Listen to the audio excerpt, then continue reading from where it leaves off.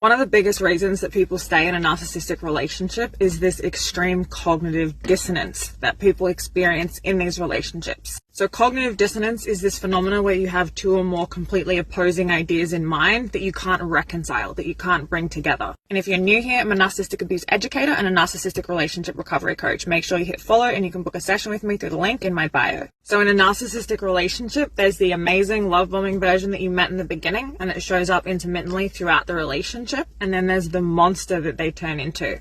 And these two different images of the same person are so extreme and so unnatural that your brain cannot reconcile that this is the same person. And it puts you in this almost permanent freeze state or state of dissociation where you can't think your way out of it.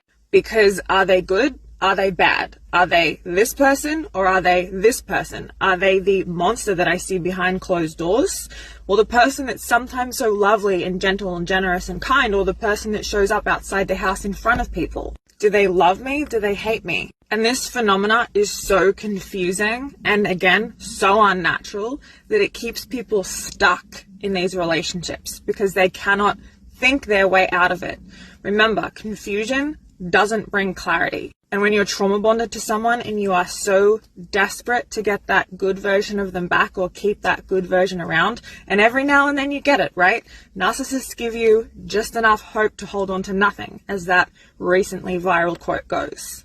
So one of the most important things as you're trying to exit or stay out of a narcissistic relationship is to recognize the cognitive dissonance and break it. Because the other thing that happens is that because these two images are so oppositional and this one is so painful, our brain as a trauma response goes to hyperfocus on the good version, goes to hyperfocus on the good times and suppress the bad times.